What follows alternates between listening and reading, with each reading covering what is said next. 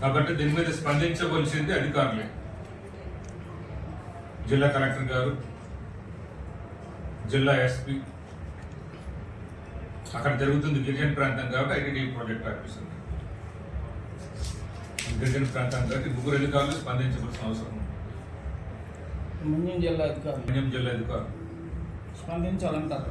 స్పందించాలి. వాళ్ళు వచ్చి మన గిరిజనులను వాళ్ళ నివాసాల దగ్గర, వాళ్ళు సాగు చేస్తున్న భూముల దగ్గర మన గనులు తవ్వుతామంటే ఎంతవరకు సమంజసం? గనులు తవ్వుతామంటే ఎంతవరకు సమంజసం? కాబట్టి అక్కడ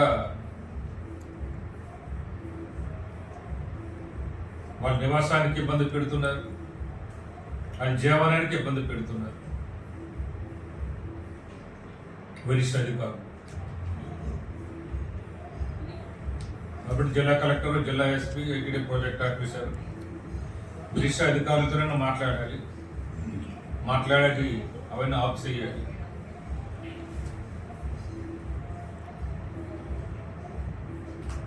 లేదా చీఫ్ సెక్రటరీ, మన చీఫ్ సెక్రటరీ గారితో మాట్లాడి, ఇది చీఫ్ సెక్రటరీ అధికారం ఉంటుంది కాబట్టి మన ఆంధ్రప్రదేశ్ చీఫ్ సెక్రటరీతో మాట్లాడి, వాళ్ళు వినకపోతే మన ప్రభుత్వ పరంగానే స్పందించండి. అందుకే చీఫ్ సెక్రటరీ గారు అంటున్నాను, చీఫ్ సెక్రటరీతో మాట్లాడి ప్రభుత్వ పరంగా స్పందించాలి. ఏం చేయాలి, ఎలా చేయాలి అనేది, మన గిరిజనులకి మేలు చేయాలి, మన గిరిజనులకి మంచి చేయాలి, మన గిరిజనులకు న్యాయం చేయాలి అంటే ఏం చేయాలి, ఎలా చేయాలి అనేది స్పందించాలి. ఇంకా అవసరం అనుకుంటే గతంలో మనం ఎన్నికల సమయంలో అడుగుకున్నారు, మన అందరికీ తెలుసు 2021 టైము పంచాయతీ ఎన్నికలప్పుడు బాగా ఇబ్బంది పెట్టారు, పెట్టి మన మీద కేసు కూడా వేశారు సుప్రీంకోర్టులో. కాబట్టి ఇప్పుడు మన మీద కేసు వేయకూడదు, దాని మీద మన భూమిని ఆక్రమిస్తున్నారు, మన గిరిజనులను వెళ్ళగొడుతున్నారు, మన గిరిజనులను బాధ పెడుతున్నారు. కాబట్టి మనము హైకోర్టులో, సుప్రీంకోర్టులో కేసు ఎందుకు వేయకూడదు? మనమంటే అధికారులు, జిల్లా కలెక్టర్ కానీ, ఐటీడీఓ గారు కానీ ప్రభుత్వ అనుమతి తీసుకొని మరి అధికారులు మీకే ఉన్న ఎన్నికల కమిషన్ ద్వారా అధికారులు మీకే సంక్రమించినాయి కాబట్టి జిల్లా కలెక్టర్ గారు కూడా ప్రత్యేకమైన శ్రద్ధ కనపరచాలి. అలాగే శాంతి భద్రతల విషయంలో ఎస్పీ గారికి కూడా ప్రత్యేకమైన శ్రద్ధ కనపరచాలి. గిరిజన రక్షకుడైన పీఓ గారికి కూడా గిరిజనులకు అండదండగా ఉండాలి.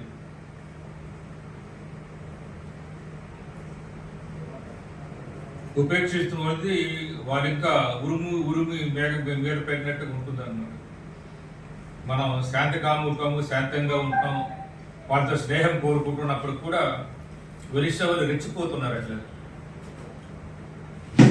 ఒరిస్సా ప్రజలు, వాళ్ళ ప్రజాప్రతినిధులు రెచ్చిపోతున్నారు, ప్రభుత్వ పరంగా కూడా ఇబ్బంది పెడుతున్నారు. ఒరిస్సా అధికారులు కొంతమంది ప్రజాప్రతినిధులు రెచ్చిపోయారు కదా అప్పుడు. అధికారులు అందుకే చెప్తున్నాం, ప్రజాప్రతినిధులు ఇప్పుడు ప్రజాప్రతినిధులకు ఆలకు కూడా ఉండదు కదా అధికారులు. అక్కడ ప్రజాప్రతినిధులకు, ఇక్కడ ప్రజాప్రతినిధులకు ఎన్నికలు ఆల్పోవది జరుగుతుంది కాబట్టి అక్కడ ప్రజాప్రతినిధులు ఎన్నికల కమిషన్కి వెళ్ళిపోవాలి. అది కూడా అధికారులే చేస్తున్నట్టు మనం అనుకుంటున్నాం. సుప్రీంకోర్టులో కేసులు వేయడానికి కూడా పరిశీలన చేయాలి. జిల్లా కలెక్టర్ గారు, డిఓ గారు మాట్లాడుతున్నారు ఒరిస్సా ప్రభుత్వం మీద, ఒరిస్సా అధికారుల మీద.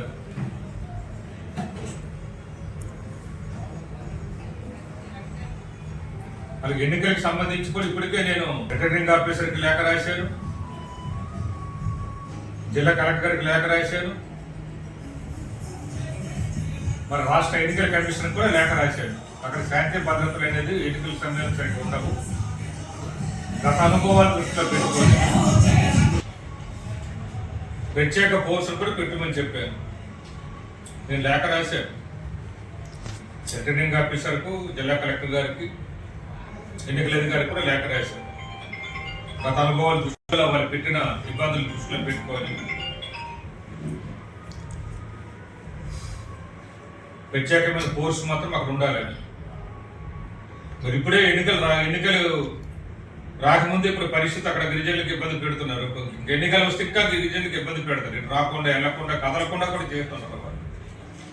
గతంలో కూడా బ్యారికేడ్స్ పెట్టారు ఎక్కడికక్కడ, నిర్బంధం అనమాట. రోడ్లని కూడా దిగ్బంధం చేశారు, బ్యారికేడ్లు అనమాట. కంచెల్లా కట్టేశారు ఇక్కడ రాకుండా, ఓట్లు అయ్యి కూడా రాకుండా. ఇంకా ఇద్దరికి కానీ ఇప్పుడు అలా నిర్బంధం పెట్టకూడదు కదా వాళ్ళు, గతంలో చేశారు.